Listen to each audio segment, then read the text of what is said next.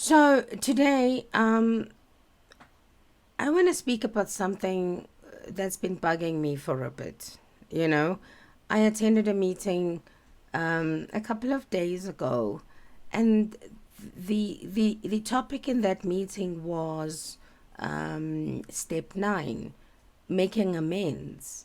And if you've ever gone through the step, it is one of the most daunting steps that creates a lot of anxiety. But it's a step about forgiveness, it's a step about making amends, it's a step about being able to get rid of the things that have happened in the past with or without your direct involvement. But these things have literally affected who you are today. So they were speaking about step 9, and I was sitting and I was listening, and I was like, yeah, I've done step 9 and I've done it quite thoroughly. And this thought came to mind while I was listening to these people's shares and how well they were able to do their amends, and how people have forgiven them, and how the ones who haven't forgiven them, they managed to find the power within themselves to let it go, whether it is through writing a letter, which they were then able to burn it, because those people are not willing to have any kind of relationships with them based on the things that they had done in the past to those people. So it's understandable. They were sharing all of these experiences that they've had with the step, and asking for amends. I think in the Catholic Church, they have what they call the confessional, where as a practicing Catholic, you can go to church, speak to your priest, under, you know, lock and key, so that the priest doesn't get to see who you are, and be able to really iron out and talk about all of the bad things that you've done in life and all of those things. And the priest will then turn around and say, my son, my daughter, your sins have been given. Now, in the step 9, it's different. You need to go and approach the people that you spoke about in your step 5s, that you wrote about in step 4, and you need to go and meet them. And you need to be able to say, I was not well. I understand the mistakes that I have done, and hope for the best. You know. So when they were talking about this, I started thinking about my step 9 and what I've done and who I've spoken to and whether it was done thoroughly or not.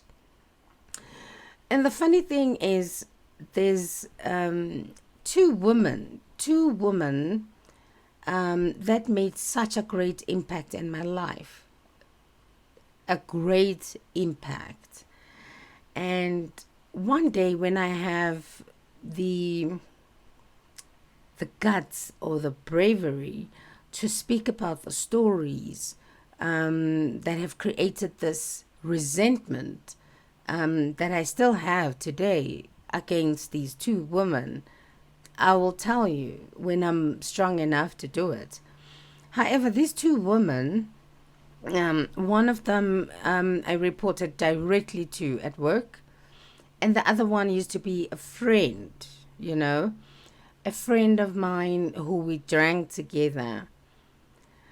But the things that happened between these two people, that caused me to never, ever, ever speak to them again. Like, I have never spoken to them again. I have deleted their phone numbers. I have blocked them on social media. I try my best not to be around places that I might bump into them. And it's really something that goes against what it is that I'm trying to do right now. and what I'm trying to do right now is live a life of honesty, live a life of open mindedness, live a life of understanding that everybody makes mistakes, and live a life of understanding that we are all human beings and we have all done really harsh things to other people. Some of the harsh things we've done to other people were deliberate, and some of them were not deliberate. Some of these things people don't even know. They're not even aware that decades later, there is this problem that I'm dealing with that keeps on popping up in my mind. Now, this one woman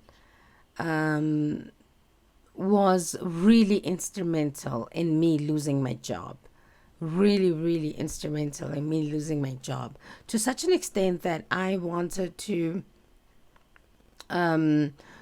go to the CCMA and file a complaint of a constructive dismissal and all of those things. It was really, really bad. But I ended up not doing it. I ended up not doing it, and I just carried on with my life. I lost my job. I demanded that they pay me for the next 3 months so I can get my life back together, and the company agreed to do that. So I was able to start afresh without ever having to deal with her ever again. And I remember one day we were going to a meeting, one of those briefing sessions and site visits where all companies were involved. Now, this woman, we were in the same industry at that time. So I saw her. I saw her and I wanted to run. I wanted to run away because I did not even want to say hello. I wanted to run away. But all of a sudden, I heard my name. She called my name. And I was able enough to say hello and was able enough to walk away. And I walked away from her and I've never spoken to her again. Then the other woman, I really, really despise might be a really hectic word, but I really, really resent her. Whenever, it's so bad that whenever I meet somebody else who shares the same name with this woman, I get that little irritation, that little thing that happens in the pit of my stomach to say, oh my gosh, they share the same name. And it will just build up. And I would remember of the things that happened while I was hanging around with this woman. Now, this is very important because anything that happens, everything that happens in our lives, we have got a role in.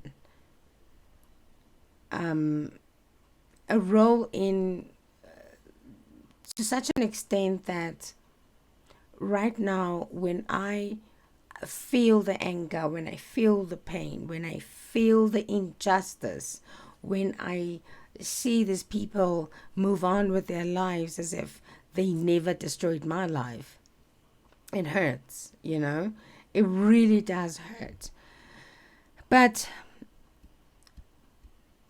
I am told that I am going to have to do a step 9 on these people. Otherwise, I won't get well. Because whatever it is I carry inside me, whatever resentment I carry inside me, only hurts me. It doesn't hurt the other person. But I've been thinking about it lately, and I've been thinking, it's so many years ago. Do I really, really need to find these people? Do I really, really need to say to them, you know what? This is what happened in the past. This is how I felt about it. This is my part. I apologize and move on. And I am it scares the shit out of me. It feels like I will be raising this part of my life that I had long gotten rid of. This part of my life that I managed to carry on without it. I don't see them in my life. They're not part of my life. I'm not interested in having them as part of my life. I feel there is absolutely nothing that they can give me that will improve any part of my life, except for the fact that it may give me that opportunity to let go, to finally let go, because they're probably sitting there not even thinking about me making this video, not even thinking about what addiction life has done to me, not even thinking about that, because they just carry on with life, the way life presents itself.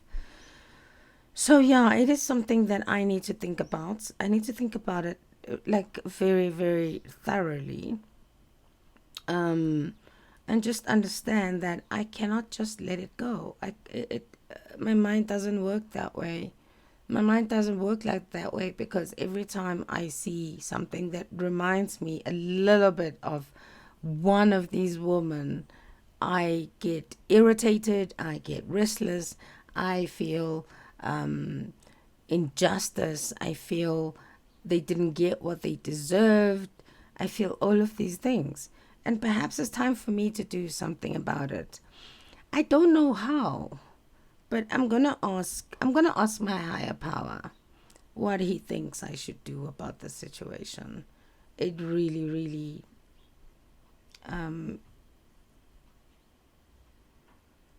it makes me feel really, really shitty. It makes me feel like I am so unhappy. Even when things are going well, they pop up in my mind. They pop up in my mind. So maybe 2023 would be the year I face my demons. Maybe the year I face these human beings who somehow, some way, I feel destroyed my life. So yeah, I wish it was an easy thing to do, but I think it is something that I have to do. So I'm going to pray on it every single day and see what is the best way of doing it. And speak to my sponsor, speak to my fellows, see how to deal with it. Because I have actually forgiven people who did stuff to me when I was a kid that I had absolutely no control over. I have forgiven them. But I can't forgive these two women. It's so difficult. So if you have the time and you are listening to this, I would really appreciate it if you've got some piece of advice. If not, it's also okay. Have yourself a fantastic day. I will see you soon. I love you lots. Bye.